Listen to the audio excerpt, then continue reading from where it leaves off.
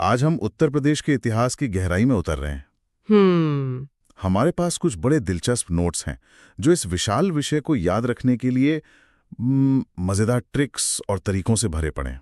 जी। लेकिन हमारा मकसद सिर्फ रटना नहीं है, बल्कि इन ट्रिक्स को एक चाबी की तरह इस्तेमाल करके अवध के नवाबों से लेकर आज की राजनीति तक यूपी के इतिहास की पूरी कहानी को समझना है। बिल्कुल। हम देखेंगे कि ये नोट्स हमें कैसे बताते हैं कि उत्तर प्रदेश हमेशा से मतलब भारतीय राजनीति और संस्कृति का दिल क्यों रहा है। हाँ, हम नवाबों के दौर से शुरू करेंगे, 1857 के गदर की आग को महसूस करेंगे, आज़ादी की लड़ाई के अलग अलग रास्तों को समझेंगे और देखेंगे कि वो विरासत आज भी कैसे जिंदा है। तो चलिए इसकी परतें खोलते हैं।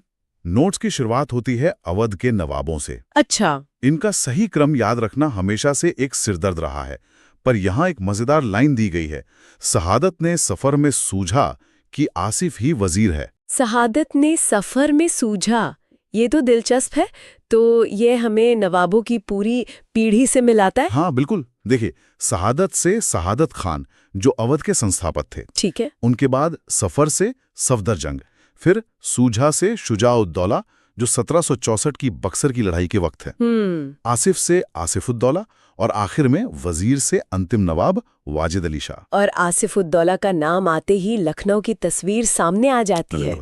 उनका राजधानी को फैजाबाद से लखनऊ लाना वो सिर्फ एक प्रशासनिक फैसला नहीं था, ये एक सांस्कृतिक क्रांति की शुरुआत थी। उन्होंने लखनऊ को कला, संगीत और तहजीब का ऐसा केंद्र बना दिया कि उसे शिराज-ए-हिंद यानी भारत का शिराज कहा जाने लगा। सही कहा। और इसी से बात इमारतों तक पहुंचती है।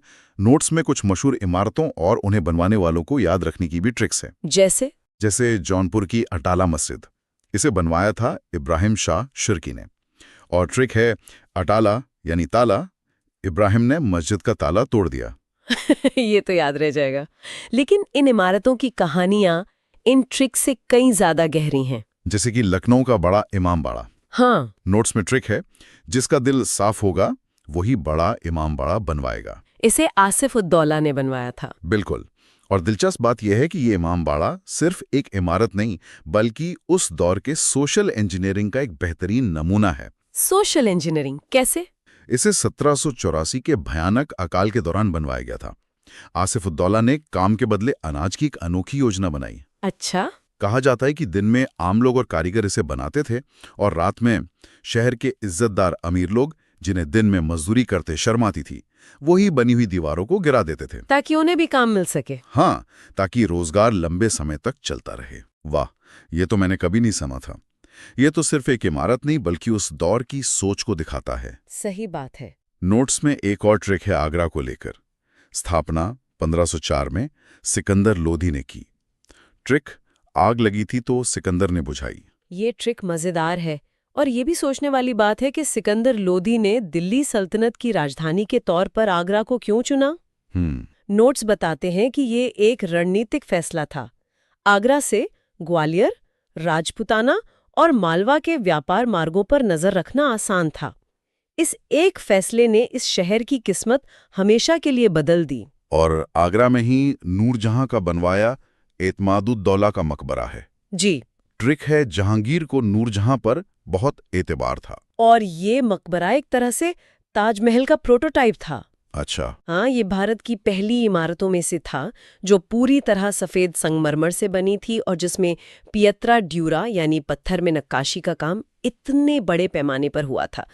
तो आप देख सकते हैं, हर इमारत के पीछे एक कहानी, एक नई तकनीक और एक पूरी विरासत है। और शायद यही वजह है कि जब अंग्रेजों ने अवध को अपने राज में मिलाया तो लोगों में इतना गुस्सा भर गया। नवाबों ने जो तहजीब और संस्कृति बनाई थी वो सब दांव पर लग गया था। और शायद इसी गुस्से ने 1857 की क्रांति की आग को और भड़काया। बिल्कुल। जिसकी पहली चिंगारी 10 मई को मेरठ से उठी। आपने बिल्कुल सही जोड़ा। अवध का विलय 1857 के विद्रोह के सबसे बड़े राजनीतिक कारणों में से एक था। उत्तर प्रदेश इस विद्रोह का सिर्फ एक हिस्सा नहीं था, ये उसका दिल था। सही। यहाँ जो हुआ उसने पूरे आंदोलन की दिशा तय की। नोट्स में यूपी के अलग अलग शहरों के लीडर्स को याद रखने के लिए कुछ बेहतरीन ट्रिक्स हैं। जैसे लखनऊ में बेगम हजरत महल। ट्रिक है, नवाबों की बेगम महलों में रहती थी। ये ट्रिक अच्छी है, लेकिन ये जानना भी जरूरी है कि बेगम हजरत महल सिर्फ महल में रहने वाली बेगम नहीं थी। अच्छा। उन्होंने लखनऊ में अंग्रेजों के खिलाफ एक पैरेलल सरकार चलाई, अपने बेटे बिरजिस कादर को नवाब घोषित किया और हाथी पर बैठकर लड़ाई के मैदान में अपनी सेना का नेतृत्व किया। उनकी प्रशासनिक और सैन्य क्षमता को अक्सर नजरअंदाज कर दिया जाता है। ये तो बहुत जरूरी बात है। आगे कानपुर से थे नाना साहब और तात्या टोपे। ट्रिक है, अंग्रेजों के कान पकड़कर नाना जी ने भगाया। ठीक है। झांसी का तो हम सब जानते हैं, रानी लक्ष्मीबाई। नोट्स में यह भी लिखा है कि ब्रिटिश जनरल ह्यूरोज ने उनकी वीरता देखकर कहा था कि वो विद्रोहियों में एकमात्र मर्द थी। और सोचिए ये गठबंधन कितना अनोखा था। एक तरफ झांसी की रानी, दूसरी तरफ कानपुर में मराठा पेशवा के वंशज नाना साहब। हाँ। और फैजाबाद में एक मौलवी अहमदुल्ला, जिन्हें डंका शाह भी कहते थे क्योंकि वो डंका बजाकर लोगों को जिहाद के लिए बुलाते थे। हाँ, फैजाबाद की जो ट्रिक मुझे बहुत पसंद आई। फौजी हमेशा अहम रोल निभाते हैं। और बरेली से खान बहादुर खां तो इलाहाबाद से लियाकत अली। ट्रिक है, इलाही ताकत लियाकत में है। तो ये कोई एक राजा की लड़ाई नहीं थी, ये एक सामूहिक बेचैनी का नतीजा था जिसमें रानी, नवाब, जमींदार, मौलवी, किसान, सिपाही सब शामिल थे। ये एक विकेंद्रीकृत लेकिन बहुत शक्तिशाली आंदोलन था। 1857 के विद्रोह को कुचलने के बाद लड़ाई का तरीका बदल गया। हाँ, अब बात संगठित राजनीतिक आंदोलनों पर आ गई। हम आधुनिक इतिहास के उस दौर में पहुंचते हैं जहां तारीखें और घटनाएं बहुत मायने रखती हैं। सबसे पहले चौरी चौरा कांड, 5 फरवरी 1922, गोरखपुर। एक ऐसी घटना जिसने आजादी की लड़ाई का रुख ही मोड़ दिया। हाँ, जब गुस्साई भीड़ ने एक पुलिस थाने में आग लगा दी और 22 पुलिस वाले मारे गए। जी। इसके बाद गांधी जी ने तुरंत असहयोग आंदोलन वापस ले लिया। नोट्स में इसकी ट्रिक है, गोरखपुर यानी गोरे पुलिस वालों को चोरी छिपे चौरी चौरा जला दिया गया। ये गांधी जी के लिए एक बहुत बड़ा नैतिक संकट था। एक तरफ आंदोलन अपने चरम पर था और दूसरी तरफ उनकी अहिंसा की विचारधारा। उन्होंने आंदोलन की गति के ऊपर अपने सिद्धांतों को चुना। इस फैसले की बहुत आलोचना भी हुई, लेकिन ये दिखाता है कि उनके लिए साधन और साध्य दोनों की पवित्रता कितनी जरूरी थी। और इसी निराशा के माहौल में से एक नया रास्ता निकला, स्वराज पार्टी। हाँ, 1923 में इलाहाबाद में स्वराज पार्टी बनी, जिसे चित्तरंजन दास और मोतीलाल नेहरू ने बनाया। ट्रिक है, मुझे स्वराज चाहिए, मैं प्रयाग जाकर मोतीदान करूंगा। ये आजादी की लड़ाई के अंदर के एक बड़ी बहस को दिखाता है। बदलाव बाहर से लड़कर आएगा या सिस्टम के अंदर घुसकर। सही। गांधीवादी सड़क पर संघर्ष कर रहे थे, जबकि स्वराज पार्टी वाले विधान परिषदों के अंदर जाकर ब्रिटिश सरकार की नीतियों का विरोध करना चाहते थे। ये रणनीति का एक बहुत बड़ा बदलाव था। और एक तीसरा रास्ता भी था, क्रांतिकारियों का। बिल्कुल। 1924 में कानपुर में हिंदुस्तान रिपब्लिकन एसोसिएशन HRA बनी। संस्थापक थे शचीन्द्र नाथ सान्याल और रामप्रसाद बिस्मिल। ट्रिक है, कान खोलकर सुन लो अंग्रेजों, अब रिपब्लिक बनेगा भारत। HRA का मकसद सिर्फ अंग्रेजों को भगाना नहीं था, वो भारत में एक गणराज्य, एक रिपब्लिक स्थापित करना चाहते थे जहां सत्ता लोगों के हाथ में हो। और इसी संगठन ने 9 अगस्त 1925 को काकोरी ट्रेन एक्शन को अंजाम दिया। काकोरी एक्शन। हाँ, और नोट्स में खास तौर पे लिखा है कि अब इसे कांड नहीं एक्शन कहा जाता है। ये नाम का बदलाव बहुत जरूरी है। कांड शब्द इसे एक अपराध की तरह दिखाता है, जबकि उसे एक राजनीतिक कार्रवाई का दर्जा देता है। बिल्कुल। उनका मकसद ट्रेन लूटना नहीं था, बल्कि ये संदेश देना था कि वे ब्रिटिश हुकूमत के खजाने को देश की संपत्ति मानते हैं। और फिर 1928 में इसी संगठन में एक नया शब्द जुड़ा, सोशलिस्ट। हाँ, HSRA। ये बन गया हिंदुस्तान सोशलिस्ट रिपब्लिकन एसोसिएशन, और इसकी कमान चंद्रशेखर आजाद और भगत सिंह जैसे नेताओं के हाथ में आई। ट्रिक है, जब सोशलिस्ट शब्द जुड़ा तो आजाद भाई हेड बन गए। ये सोशलिस्ट शब्द सिर्फ नाम का बदलाव नहीं था, ये क्रांतिकारियों की विचारधारा में जमीन आसमान का फर्क था। अच्छा। ये भगत सिंह और उनके साथियों पर रूसी क्रांति के बढ़ते असर को दिखाता है। अब उनका लक्ष्य सिर्फ राजनीतिक आजादी नहीं था, वे एक ऐसा भारत बनाना चाहते थे जहां किसानों और मजदूरों को जमींदारों और पूंजीपतियों से भी आजादी मिले।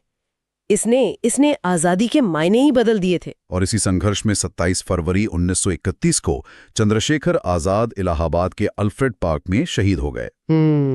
लेकिन ये संघर्ष सिर्फ शहरों में नहीं चल रहा था। नोट्स में 1921 के एका आंदोलन का भी जिक्र है, जो अवध में किसानों का एक बड़ा विद्रोह था। जी, मदारी पासी का। हाँ, इसके नेता थे मदारी पासी। बिल्कुल। एका आंदोलन और बाद में 1936 में लखनऊ में स्वामी सहजानंद की अध्यक्षता में बनी अखिल भारतीय किसान सभा जी, ये दिखाती है कि आजादी की लड़ाई के समानांतर एक और लड़ाई चल रही थी, किसानों की, मजदूरों की, जो आर्थिक शोषण के खिलाफ थी। ये दोनों लड़ाइयां कभी कभी साथ चलती थी और कभी कभी इनके रास्ते अलग हो जाते थे। अब बात करते हैं कांग्रेस के उन बड़े अधिवेशनों की जिनकी मेजबानी यूपी ने की। आजादी से पहले यहाँ कुल 9 अधिवेशन हुए, लेकिन नोट्स 3 पर खास ध्यान देते हैं। पहला, 1916 का लखनऊ अधिवेशन, जिसे लखनऊ पैक्ट के लिए जाना जाता है। हाँ, यहाँ गरम दल और नरम दल एक हो गए थे और कांग्रेस और मुस्लिम लीग के बीच समझौता हुआ। अध्यक्ष थे अंबिका चरण मजूमदार। जी, ट्रिक है, लकी है वो जिसके चरण अंबिका माँ के पास हैं। 1916 का ये समझौता हिंदू मुस्लिम एकता की एक बहुत बड़ी कोशिश थी। इसने आजादी की लड़ाई को बहुत मजबूती दी। लेकिन इसी समझौते में कांग्रेस ने मुस्लिम लीग की पृथक निर्वाचक मंडल यानी सेपरेट इलेक्टोरेट्स की मांग को मान लिया, जिसे कुछ इतिहासकार भविष्य में विभाजन की राजनीति का एक अहम मोड़ मानते हैं। ये तो एक बिल्कुल नया नजरिया है। अगला है 1925 का कानपुर अधिवेशन। अध्यक्ष थीं सरोजनी नायडू, पहली भारतीय महिला अध्यक्ष। ट्रिक, कान खोलकर सुन लो, पहली भारतीय महिला अध्यक्ष नायडू जी हैं। ये एक बहुत बड़ा प्रतीकात्मक कदम था। ये पूरी दुनिया को ये संदेश दे रहा था कि भारत की महिलाएं अब सिर्फ आंदोलन का हिस्सा नहीं है, बल्कि वे उसका नेतृत्व करने में भी सक्षम है। सही बात है। ये उपनिवेशवाद और पितृसत्ता दोनों पर एक साथ हमला था। और तीसरा है 1946 का मेरठ अधिवेशन। अध्यक्ष थे जेबी कृपलानी, आजादी से ठीक पहले। हाँ, ट्रिक है, आजादी मिलने वाली थी, मेरे ऊपर भगवान की कृपा थी। 1946 का मेरठ, सोचिए उस वक्त का माहौल। एक तरफ सालों की गुलामी के बाद आजादी मिलने की खुशी, और दूसरी तरफ देश के बंटवारे की त्रासदी की आहट। बिल्कुल, ये अधिवेशन उन्हीं उम्मीदों और आशंकाओं का गवाह था। तो ये सारी ऐतिहासिक विरासत, नवाबों की संस्कृति, 1857 का विद्रोह, आजादी की लड़ाई की अलग अलग धाराएं, इसने उस राजनीतिक जमीन को तैयार किया जिसे हम आज का उत्तर प्रदेश कहते हैं। नोट्स के आखिर में इसी पर बात की गई है।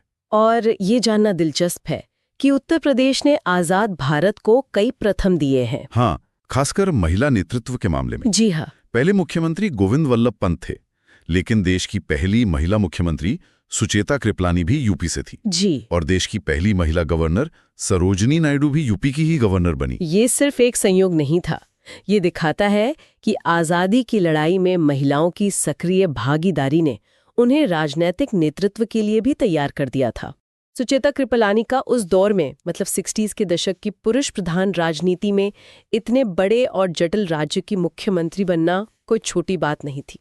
ये उनके अपने राजनीतिक कौशल को दिखाता है। नोट्स में पहले विधानसभा अध्यक्ष राजर्षि पुरुषोत्तम दास टंडन का भी जिक्र है। तो ये था उत्तर प्रदेश के इतिहास का एक तूफानी दौरा। हमने देखा कि कैसे इन मजेदार ट्रिक्स के सहारे हम सिर्फ नाम नहीं बल्कि घटनाओं के पीछे की कहानियों, उनका मतलब और उनके असर को भी समझ सकते हैं। बिल्कुल, हमने देखा कि यूपी का इतिहास सिर्फ तारीखों और लड़ाइयों का लेखा जोखा नहीं है। ये संस्कृति, विद्रोह, विचारधारा और नेतृत्व की एक जिंदा कहानी है। चाहे लखनऊ का इमामबाड़ा हो, 1857 की लड़ाई हो या HSRA में सोशलिस्ट शब्द का जुड़ना हो, हर घटना एक बड़े राष्ट्रीय बदलाव का प्रतीक रही है।